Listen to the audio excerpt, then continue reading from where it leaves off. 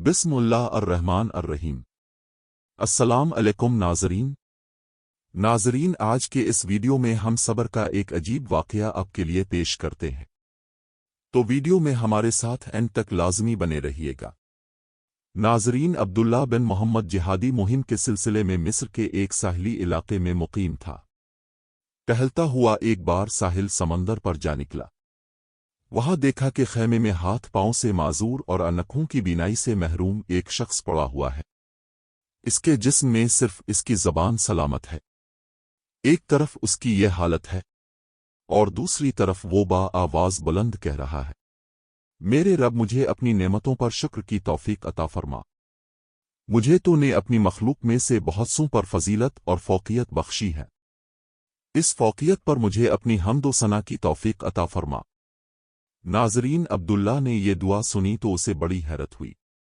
एक आदम हाथ पांव से माजूर बीनाई से महरूम है, जिसमें जिंदगी की ताजगी का कोई असर नहीं, और वो अल्लाह से नेमतों पर शुक्र की दुआ मांग रहा है। इसके बाद इसके पास आकर सलाम किया और पूछा, हज़रत, आप अल्लाह ताला की इस नेमत और फौकियत पर शुक्र और हम्द व सना की तौफीक के होस्तगार है। माजूर शख्स ने जवाब में फरमाया, और खूब फरमाया, आपे को क्या मालूम मेरे रब का मेरे साथ क्या मुआमला है। बाखुदा अगर वो आसमान से उग बरसा कर मुझे राख कर दे, पहाड़ों को हुक्म दे मुझे कुचल दे, समंदरों को मुझे वर्क करने के लिए कह दे और ज़मीन को मुझे निगलने का हुक्म दे, तो मैं क्या कर सकता हूँ। मेरे ना तो उन जिस्म में ज़बान की बेबहा नेमत को देखिए कि ये सालम है, क्या सिर्फ इस एक ज़बान की नेमत का मैं ज़िंदगी भर शुक्र अदा कर सकता हूँ। नाज़रीन, फिर फरमाने लगे, मेरा एक छोटा बेटा मेरी खिदमत करता है। खुद मैं माजूर हूँ, जिंदगी की ज़रूरियात इसी के सहारे पूरी होती है, लेकिन वो 3 दिन से गायब है, मालूम नहीं कि कहाँ है। आप इसका पता कर दें तो मेहरबानी होगी। ऐसे साबिर व शाकिर और मोहताज इंसान खिदमत से बढ़कर और साथ किया हो सकती है। नाज़रीन, अब्दुल्ला ने बियाबान में उसकी तलाश शुरू की तो ये दर्दनाक मंजर देखा। मिट्टी के 2 तौदों के दरमियान एक लड़के की लाश पड़ी हुई है, जिसे जगह जगह से दरिंदों और परनदोहे ने नोच रखा है। ये इसी माजूर शख्स के बेटे की लाश थी।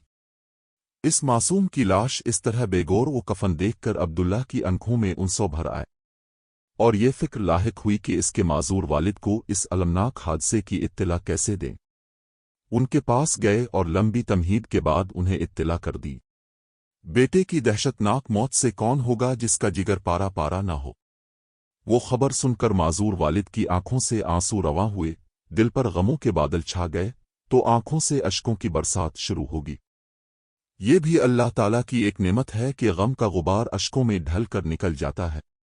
नाज़रीन, शको शिकायत की बजाय फरमाने लगे, हम तो सिताइश इसी ज़ात के लिए है जिसने मेरी औलाद को नाफरमान पैदा नहीं किया और उससे जहन्नम का ईंधन बनने से बचाया। फिर अना लिल्लाह पड़ा और उसकी रूह परवाज कर गई। उनको इस तरह अचानक मौत पर अब्दुल्लाह के ज़ब्त के सारे बंधन टूट गए और वो फूट फूट कर रोने लगा। कुछ लोग इस तरफ निकले, रोने की आवाज़ सुनी। खैमे में दाखिल हुए मैयत के चेहरे से कपड़ा हटाया तो इससे लिपट गए। कोई हाथ चूमता, कोई आंखों को बोसा देता, साथ साथ कहते जाते, हम कुर्बान उन आंखों पर जिन्होंने कभी किसी गैर मुहर्रम को नहीं देखा। हम फिदा इस जिस्म पर जो लोगों के आराम के वक्त भी अपने मालिक के सामने सजदा रेज रहता, जिसने अपने रब की कभी नाफरमानी नहीं की। नाज़रीन, अब्दुल्ला ये सूरत हाल देखकर हैरान हो रहा था। पूछा, ये कोई शख्स दे, उनका क्या तारुफ है। कहने लगे, आप उनको नहीं जानते।